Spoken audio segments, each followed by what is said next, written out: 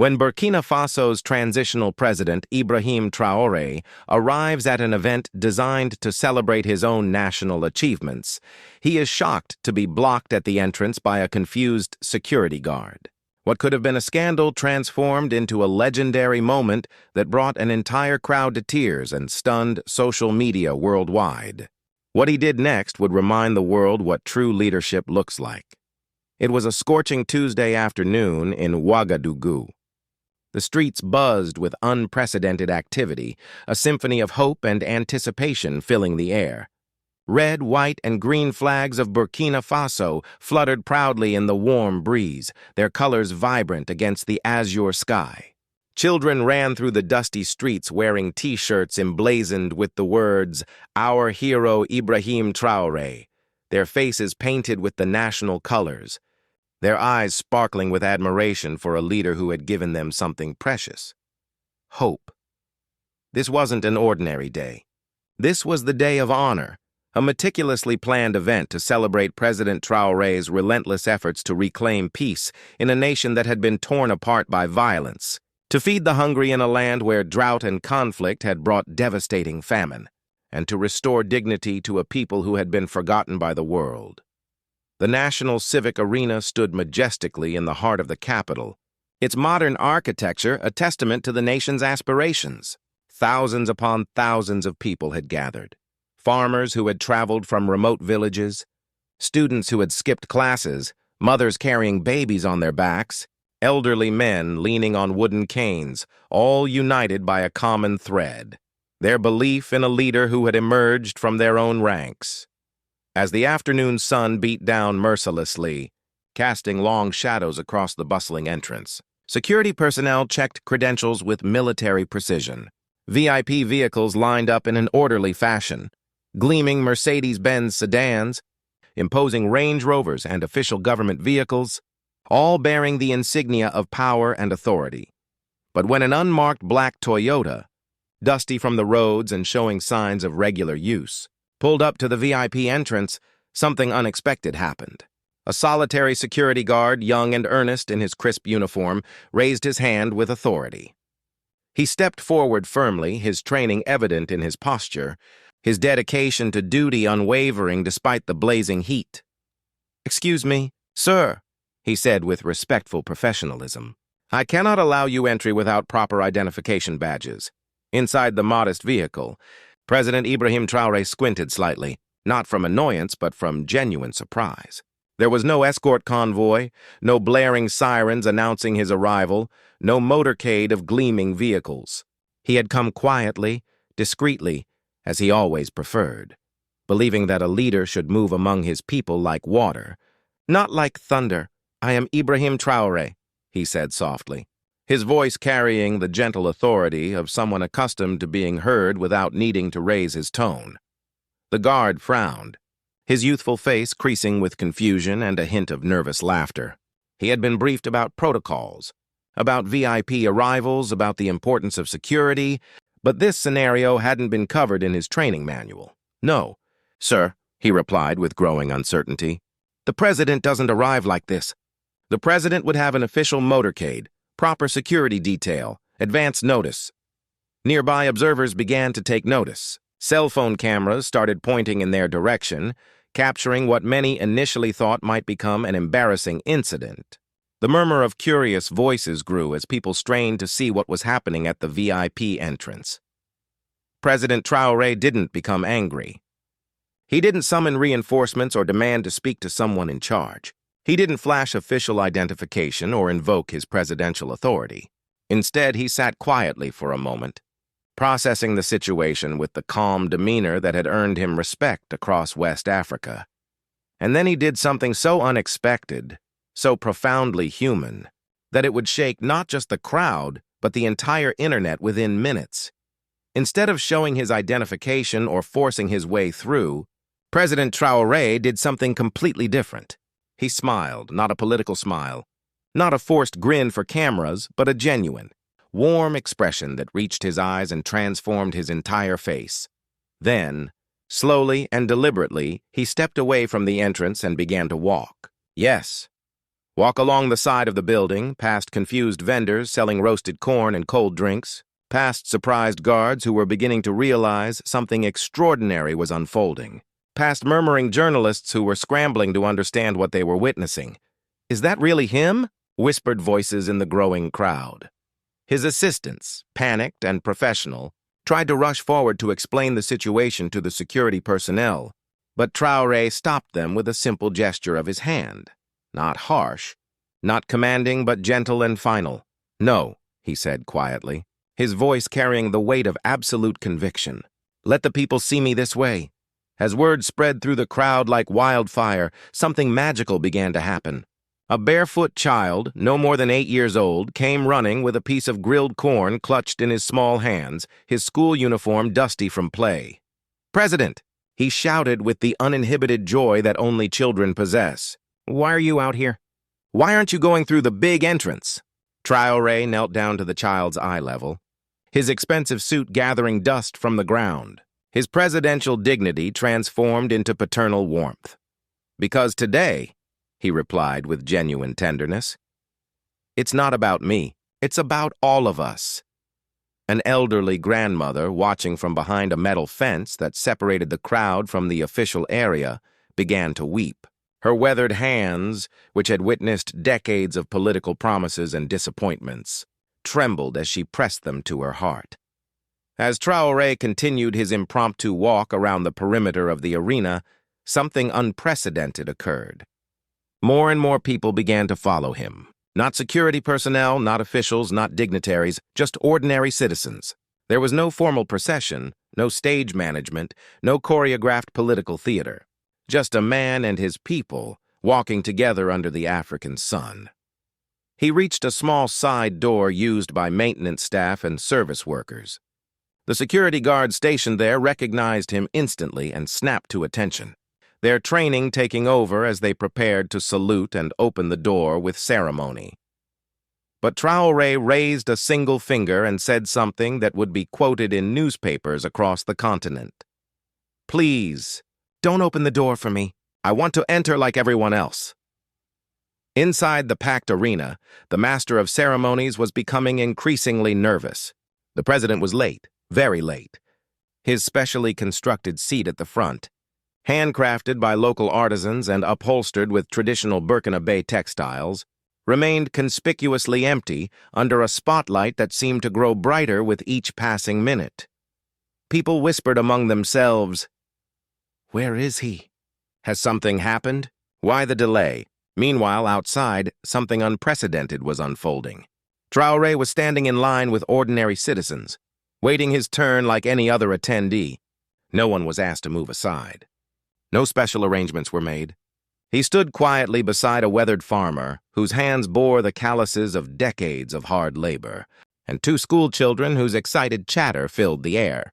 The farmer, completely unaware of who was standing next to him, struck up a casual conversation. "Are you here for the event?" he asked with the easy familiarity of rural communities. Traoré nodded with genuine interest. "Yes, I hope to learn something." The farmer's face lit up with enthusiasm. "Me too. They say the president is a good man. They say he actually cares about people like us." Traoré's smile deepened, but he said nothing, content to listen to what his people truly thought when they believed no one important was listening. When Traoré finally entered the arena, not through the VIP entrance, with its red carpet and ceremonial fanfare, but through the public entrance alongside farmers, students, mothers, and children, a collective gasp swept through the crowd like a wave. Children stopped eating their snacks. Elderly women placed their hands over their hearts. Some began to cry spontaneously, overwhelmed by the symbolism of what they were witnessing. The music stopped abruptly. Conversations died mid-sentence. Every eye in the arena turned toward this figure in a simple white shirt, now dusty from his walk, wearing ordinary sandals instead of polished dress shoes. A profound silence fell over the arena, so deep and complete that it felt as if the earth itself had paused to witness this moment. Then, slowly, like a wave building momentum, the crowd began to rise. One person, then another, then entire sections, until the entire arena was standing. But there were no cheers, no applause, just reverent silence and the sound of thousands of people breathing as one. Then an elderly man's voice cut through the silence, trembling with emotion. "He walks with us because he is one of us." The arena exploded with emotion, but the most unforgettable moment was yet to come. Back at the VIP entrance, the young security guard stood frozen in place. Someone had just whispered the truth in his ear. The man he had turned away was indeed the president. His eyes widened with horror, his mouth opened in shock. He stared at the entry list in his trembling hands, realizing there were no photos, no detailed descriptions, no specific instructions about the president's arrival. He had simply been doing his job, following protocol, ensuring security. But now his chest tightened with anxiety and his knees felt weak. People began filming him, some mocking, others laughing at his mistake. Suddenly, a firm but gentle hand touched his shoulder. He turned around, and there was Traoré. Somehow the president had made his way back around the building. "No one should blame you," Traoré said softly, his voice carrying no trace of anger or reproach. "You did what was right. You followed the rules. Burkina Faso needs men like you. Men who take their responsibilities seriously, regardless of pressure or circumstances." The guard's lips trembled. "Your Excellency, I didn't know. I was just—" Traoré embraced him sincerely, publicly, with cameras watching and recording every second. This embrace would break the internet within hours, spawning hashtags like Arch Humble President and Arch Honor the Guard. But inside the arena, something even more stunning was about to unfold. When Ibrahim Traoré finally took the stage, he carried nothing in his hands. No prepared speech, no folder of talking points, no teleprompter. Just a single worn photograph folded carefully in his palm. The cheers gradually subsided as a profound silence enveloped the arena. He looked out at the crowd. Thousands of faces representing every segment of Burkinabe society, mothers holding babies, students with dreams in their eyes, soldiers who had served beside him, farmers whose sweat had built the nation. Then he raised the photograph for all to see. It was an old, faded image of a small boy in torn sandals standing in front of a broken-down house. The poverty was evident, heartbreaking, real. "This," Traoré said, his voice carrying clearly through the arena's sound system, "was me." Murmurs rippled through the crowd. He paused, allowing the silence to envelop every heart present.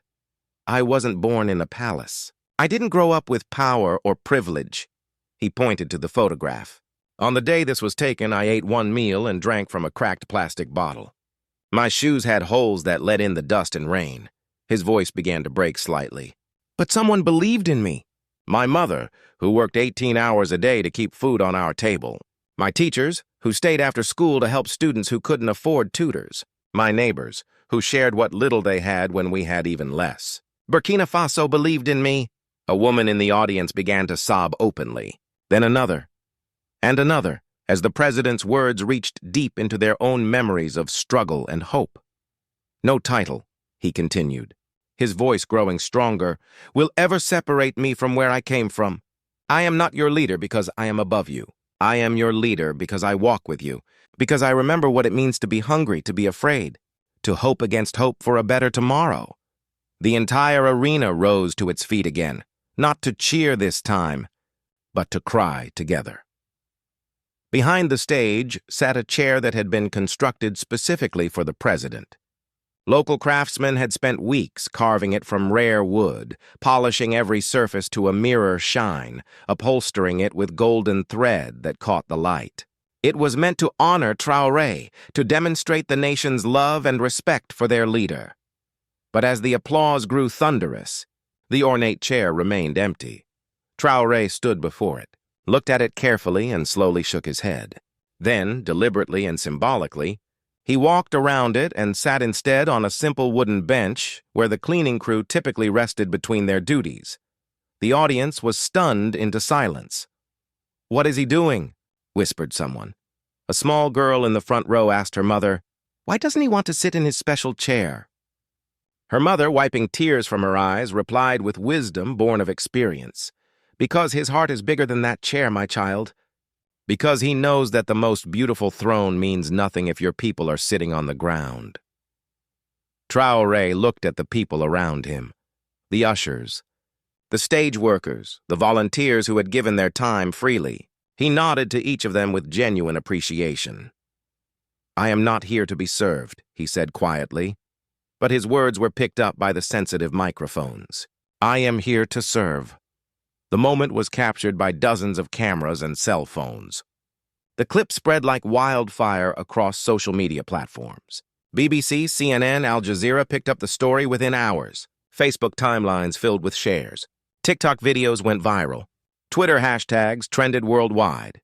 Everyone was asking the same question. Is this the most humble president in the world? But what was coming next would shake the very soul of the nation and touch hearts around the globe. As Traoré sat quietly on the workers' bench, a murmur arose from the crowd. "Did you see what he did? I've never seen a president sit there. Is he making a point? Is this some kind of statement?" But then came a soft, trembling voice from the second row. It belonged to an elderly woman in her 60s, Awasano, a retired midwife from Bobo Dioulasso. She stood slowly, using a wooden cane for support, and asked the event organizers if she could speak. At first, they hesitated. This wasn't part of the program. Security protocols hadn't accounted for spontaneous speakers, and the schedule was already running behind. But Traoré raised his hand. "Let her speak."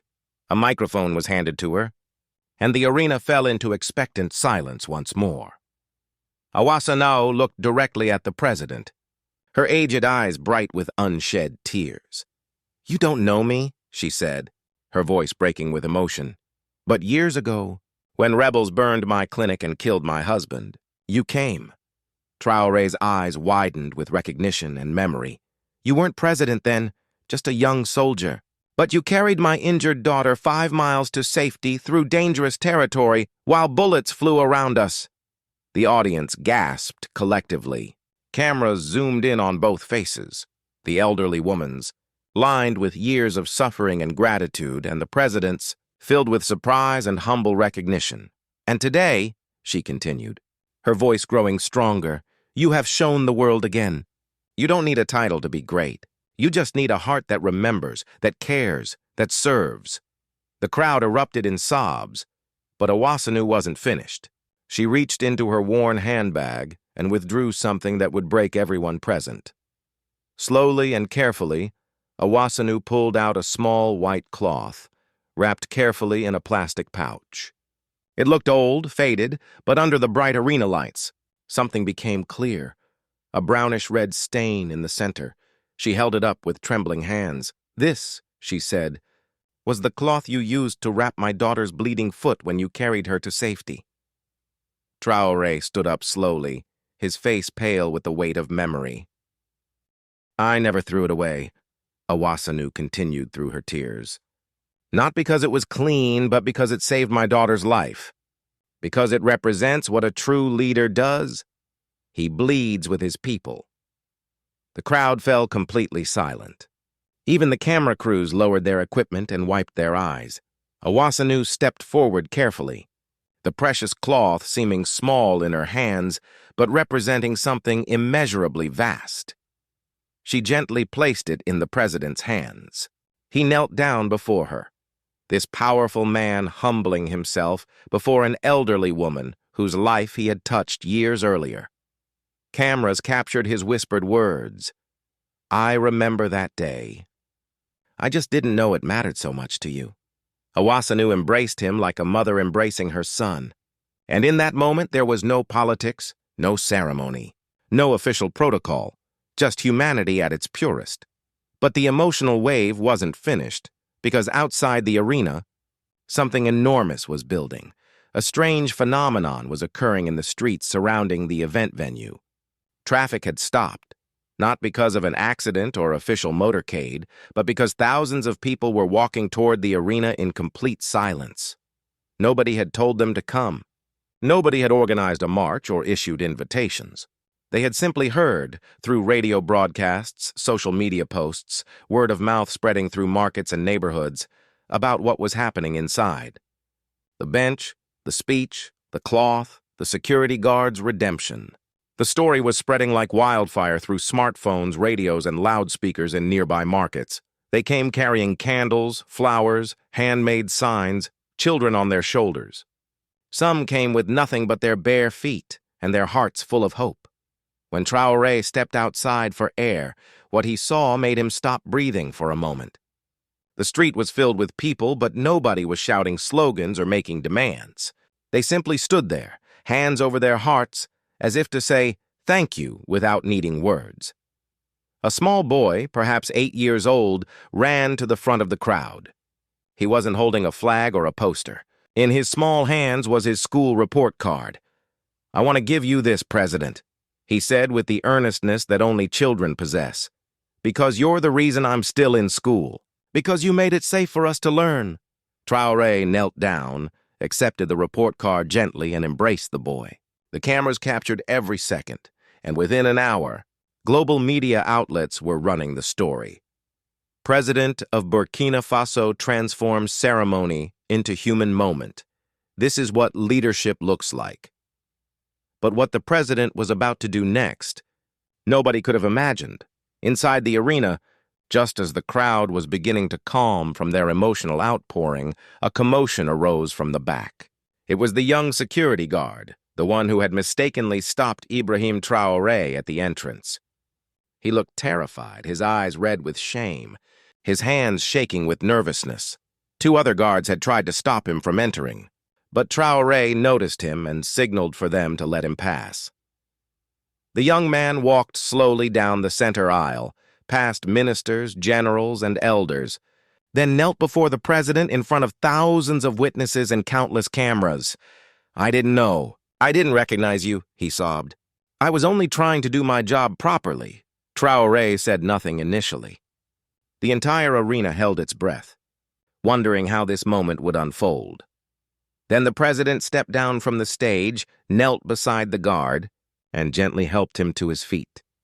"You were doing exactly what this country needs," he said softly but clearly. "You followed your duty even when you were uncertain, even when it was difficult. You put principles above personalities."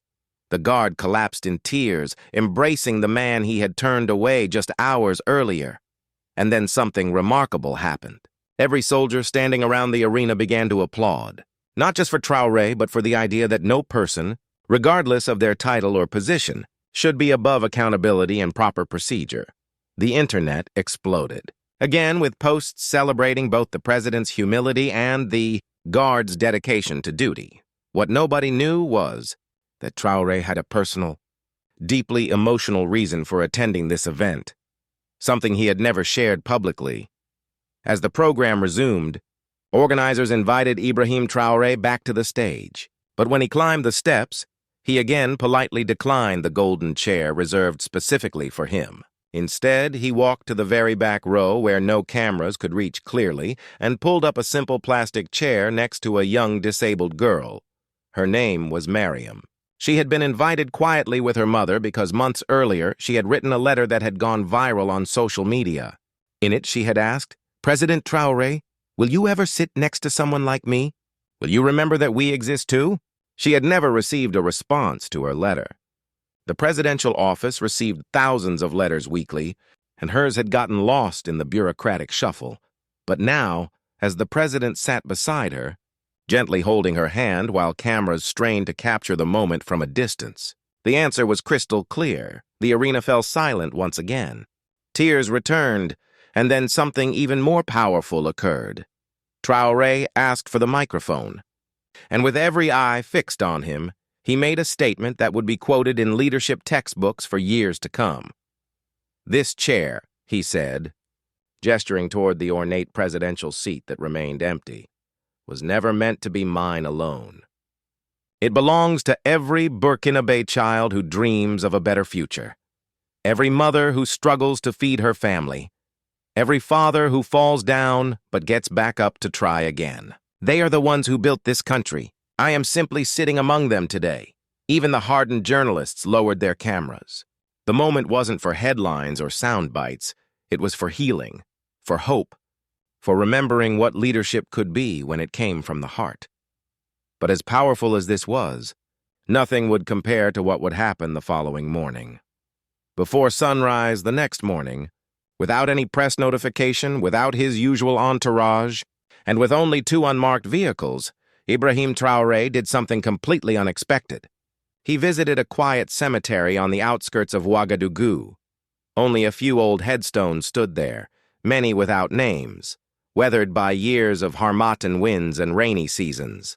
He walked directly to one particular grave, simple, unpainted, marked only with a rough concrete slab. This wasn't just any grave. It was the final resting place of his best friend, a young soldier named Adama Coulibaly, who had died saving Traoré's life during a rebel ambush years earlier.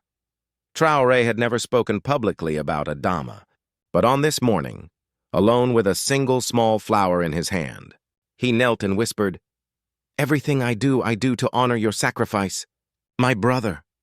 He sat there for 30 minutes in complete silence, remembering a friendship that had shaped his understanding of service and sacrifice.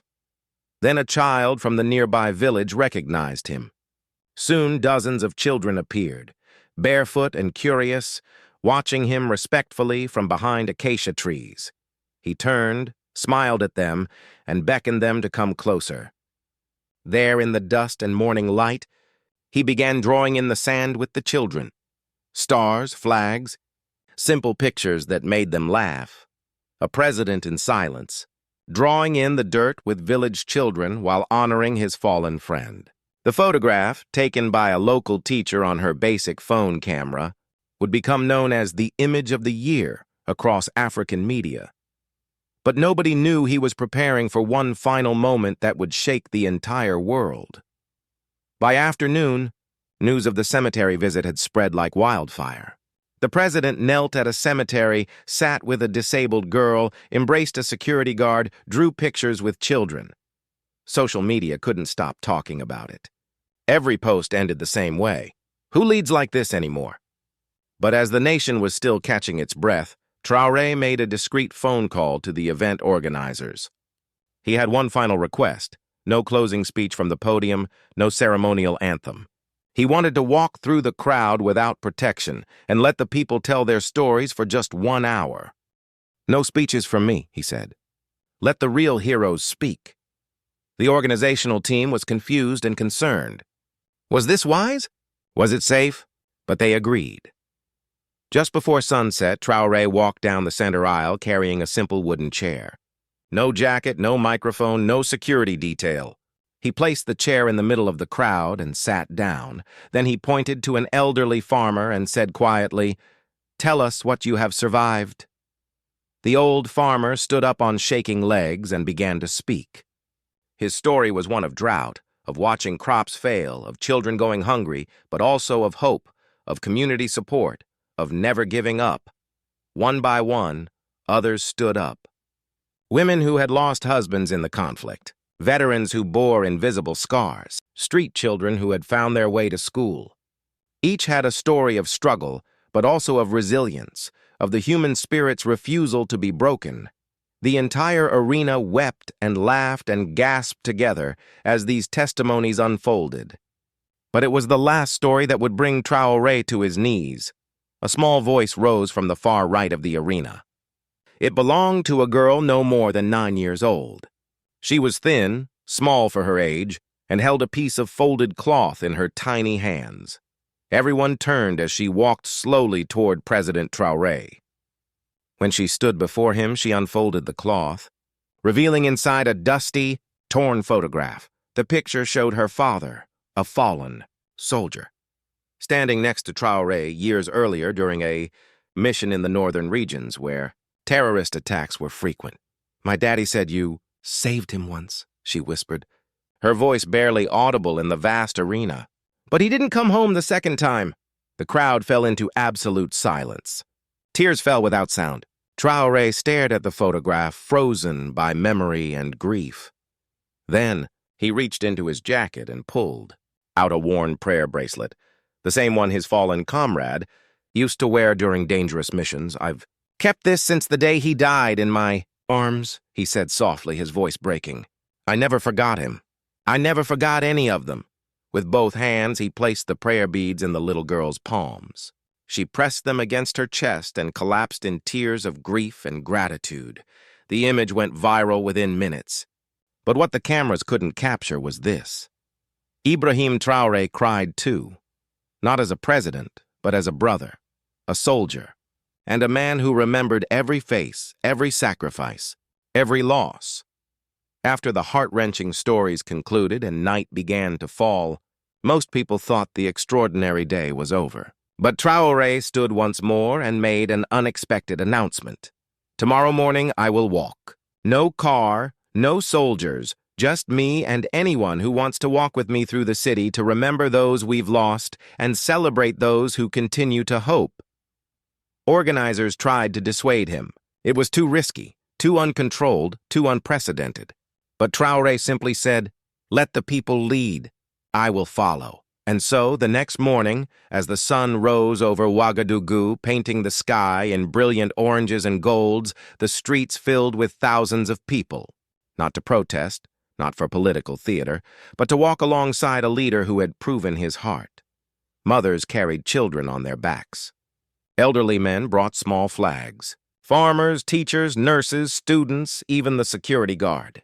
From that first day, all came to participate in what became known as the People's Silent March. They walked through bustling markets where vendors paused their selling to join the procession, past schools where children pressed against windows to wave, by hospitals where nurses in white uniforms stood at attention, through neighborhoods where families came out of their homes to line the streets in respectful silence. When they reached the final destination, a memorial park dedicated to fallen soldiers, Traoré turned to address the massive crowd and said, "You don't need to raise your voices to be heard. Walk in truth, serve with humility, and the world will follow." Unknown to everyone in Burkina Faso, a young journalist from Senegal, Mariama Diop, had arrived several days earlier to cover the ceremony for a Pan-African media outlet. She had been sent to write a standard political piece about the event, but what she witnessed went far beyond typical journalism. She had filmed everything. The moment Traoré was blocked at the entrance, his quiet kindness toward the confused guard, his time with the orphaned girl, the march through the city, every gesture, every tear, every spontaneous act of humanity. She had been uploading short clips daily to her personal social media channels, and now, after the silent march, her final post read, "I came to report on a leader. I found a father to the broken, a listener to the poor, and a heart that the world had forgotten could exist." The video compilation went viral overnight. Millions of Africans shared it. International news outlets picked it up. Global leaders began taking notice. Then came an unexpected invitation from the African Union headquarters in Addis Ababa. They wanted Traoré to speak, not about economics or politics, but about leading with compassion and authenticity. Traoré's simple response became legendary. "Let me finish walking with my people first." Because even with the world watching, his eyes remained fixed on home, on the people who had trusted him with their hopes and dreams. The final day of the extended celebration had arrived. The entire continent was watching. Global media had descended on Ouagadougou. Everyone expected a grand presidential address, the kind that would be analyzed by political scientists and quoted in international relations textbooks. Flags were raised with military precision. The stage was decorated with traditional Burkinabe symbols. International dignitaries had flown in specifically for this moment. But when Ibrahim Traoré finally stood on the stage for what everyone assumed would be his culminating speech, he said nothing. Instead, he called forward 5 ordinary citizens: the elderly midwife Awa Sanu, the young teacher who had spoken earlier, the former street child who now mentored others, the disabled girl Mariam, and the farmer who had unknowingly stood beside him in the entrance line. One by one, they spoke for him while the world watched in amazement. No political slogans, no applause lines, no carefully crafted rhetoric, just truth. Raw, honest testimonies about pain, hope, struggle, and the transformative power of leadership that remembers its humanity. When it finally came time for the president himself to speak, he looked into the crowd and said, "This country has heard enough of my voice. It's time we listen to yours. I am not here to be celebrated. I am here to serve, to learn, and to be reminded of why leadership exists." And then he stepped back, yielding the microphone and the spotlight to his people. The entire plaza fell into profound silence. Then, spontaneously, applause erupted. Not polite ceremonial clapping, but thunderous, emotional, cathartic applause that seemed to rise from the very souls of everyone present. People wept openly while applauding. Many dropped their phones, forgetting to record just to clap louder and longer. The ovation went on for nearly 10 minutes. Wave after wave of appreciation, not just for a president, but for a reminder of what leadership could be. This moment became known online as the speech that said nothing and changed everything. But the biggest surprise of the entire week was still to come. Traoré didn't stay for interviews with international media. He didn't pose for photographs with visiting dignitaries. He didn't attend the VIP reception that had been planned in his honor. Instead, he simply walked away, alone, disappearing into the crowd of his own people. Later that evening, a young boy from a nearby village reported seeing the president helping an elderly woman push a wheelbarrow full of vegetables near the arena's back entrance. The woman had been struggling with the heavy load, and without any fanfare or photographers present, he had simply stepped in to help. This image, captured on a blurry phone camera by a teenager who happened to be passing by, showed a president in the dust, his white shirt now completely soiled, pushing a wheelbarrow while an old woman walked beside him, talking and gesturing as if he were her own son. The photograph became the most shared image in West Africa that year. Below it, someone had written, "Leadership is not a crown you wear. It's a cloth you use to wipe away your people's tears." And that's how the week ended.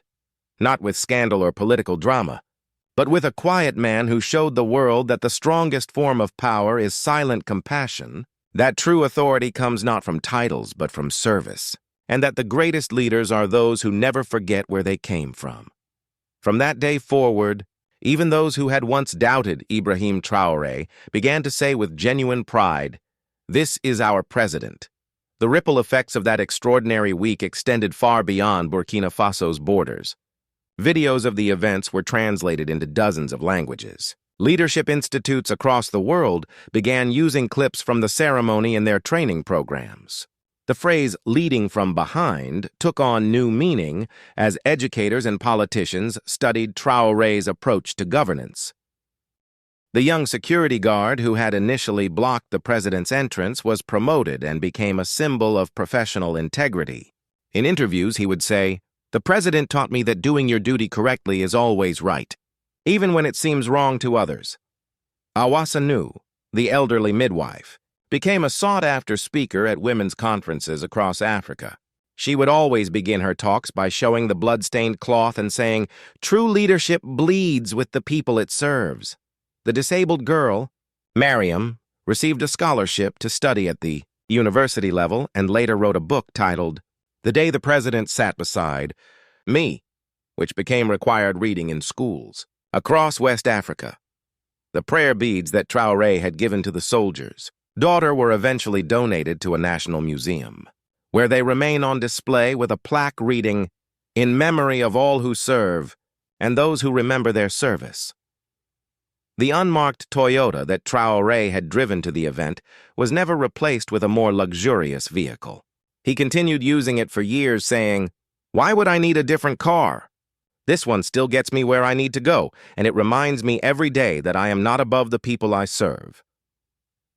Within months of the events in Ouagadougou, political leaders from across the African continent began adopting elements of Traoré's approach. Presidents started making unannounced visits to hospitals and schools. Prime ministers began walking through markets without security details. Cabinet ministers were photographed sitting on the ground with citizens rather than on elevated platforms. The phenomenon became known as the Ouagadougou effect, a renaissance of authentic, people-centered leadership that prioritized human connection over political. Theater international relations scholars wrote papers analyzing how Traoré's approach had shifted diplomatic conversations away from economic statistics and military capabilities toward discussions of social cohesion and moral authority. The African Union invited him to address their annual summit, not as the representative of one nation, but as a voice for a new model of continental leadership. His speech, delivered without notes and including long periods of silence for reflection, was later published as a booklet titled Leading by Walking and distributed free across all 54 African Union member states. But behind the global acclaim and international recognition, those closest to Traoré knew that his approach to leadership came with personal costs. The constant availability to his people, the emotional investment in individual stories, the weight of remembering every face and every loss. It aged him in ways that traditional political power never could. His chief of staff once found him late at night in his office, not reviewing policy documents or strategic plans, but writing personal letters by hand to the families of fallen soldiers. When asked why he didn't delegate this task, Traoré replied, "How can I ask others to remember what I am not willing to remember myself?" His security detail struggled constantly with his insistence on accessibility. Traditional presidential protection protocols assumed a leader who would maintain distance from crowds, who would travel in armored vehicles, who would prioritize personal safety over public engagement. Traoré challenged every one of these assumptions. After several heated discussions with security professionals who warned of assassination attempts and terrorist threats, Traoré finally agreed to a compromise. He would accept minimal protection, but only if his security team understood that their primary job was not to separate him from his people, but to ensure he could safely remain among them.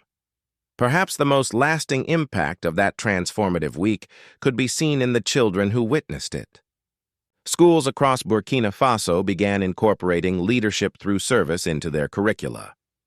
Students were encouraged to spend time with elderly community members, to help with local infrastructure projects, to approach leadership positions as opportunities, to serve rather than to be served. The boy who had given Traoré his school report card became class president at his school and instituted a policy where student leaders had to spend one day each week helping the custodial staff. When asked why, he said, "The president showed us that leaders clean up messes.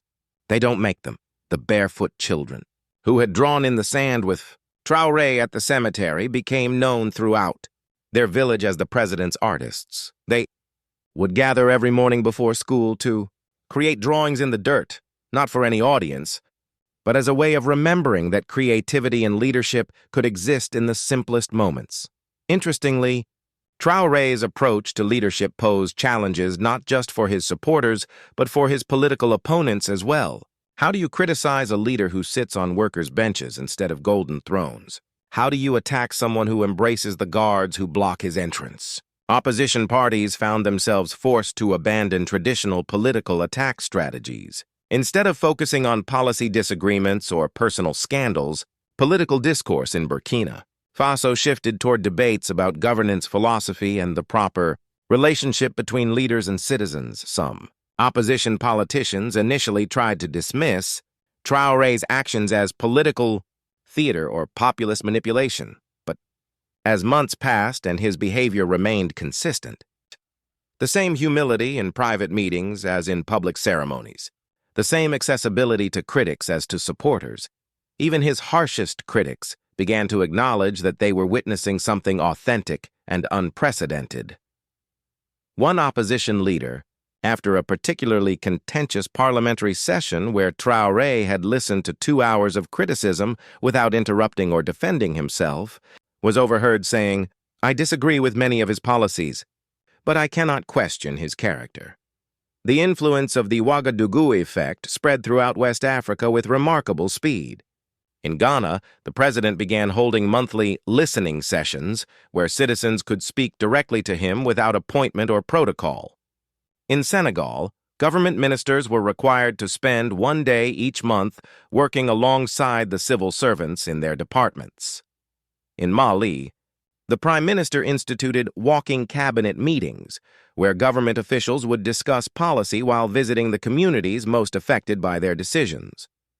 In Niger, traditional chief councils began inviting youth, representatives to sit at the head table rather than in the back rows. The Economic Community of West African States, ECOWAS, formally adopted a resolution encouraging member nations to develop citizen-centered governance initiatives based on the principles demonstrated in Burkina Faso universities. Across Africa and beyond began offering courses specifically focused on Traoré's leadership model. The University of Ghana's Department of Political Science created a semester-long program called Authentic Leadership in African Contexts. The University of Cape Town established a research institute dedicated to studying post-colonial governance models. Harvard Business School invited Traoré to deliver their annual leadership lecture, but he declined, suggesting instead that they invite Awasanu, the elderly midwife. "She understands leadership better than I do," he explained. "She has spent 50 years serving her community without any title or recognition. That is the kind of leadership your students should study." When Harvard persisted, Traoré agreed to participate in a video conference with business students, but only if the session was also broadcast live to all secondary schools in Burkina Faso. "If we're going to talk about leadership," he said, "the people who will lead tomorrow should be part of the conversation." Religious leaders across different faiths found in Traoré's example a powerful illustration of servant leadership principles found in their sacred texts. Islamic scholars pointed to his humility and commitment to justice. Christian ministers highlighted his willingness to wash feet, metaphorically speaking. Traditional African spiritual leaders saw in his actions a return to ancestral values of community-centered authority. The Grand Mosque of Ouagadougou began including references to the cemetery visit in Friday sermons, not as political endorsement, but as an example of how power should be held lightly and in service to others. Catholic churches across the Sahel region incorporated discussions of servant leadership into their social justice ministries. Traditional chiefs from across West Africa began reaching out to learn about Traoré's approach, recognizing in it something that resonated with pre-colonial African governance traditions, where leaders were expected to be the servants of their communities rather than their masters. Surprisingly, Traoré's leadership style began to have measurable economic impacts. International investors, initially skeptical of a leader who seemed more focused on symbolic gestures than business-friendly policies, began to take notice of Burkina Faso's increasing political stability. The country's corruption perception index improved significantly as Traoré's example of personal integrity trickled down through government institutions. Civil servants began arriving at work earlier and staying later, inspired by a president who was known to personally visit government offices to thank them for their service. Tourism to Burkina Faso increased dramatically as people from across Africa and beyond came to see the places where the events of that transformative week had occurred. The cemetery where Traoré had knelt with village children became a pilgrimage site. The arena where he had sat on the workers' bench was preserved exactly as it had been that day. Small businesses throughout Ouagadougou began reporting increased sales as the influx of visitors provided new economic opportunities. Hotels, restaurants, and local artisans all benefited from what became known as inspiration tourism. Perhaps the most significant long-term impact was on young people throughout Africa who had watched the events unfold through social media and news coverage.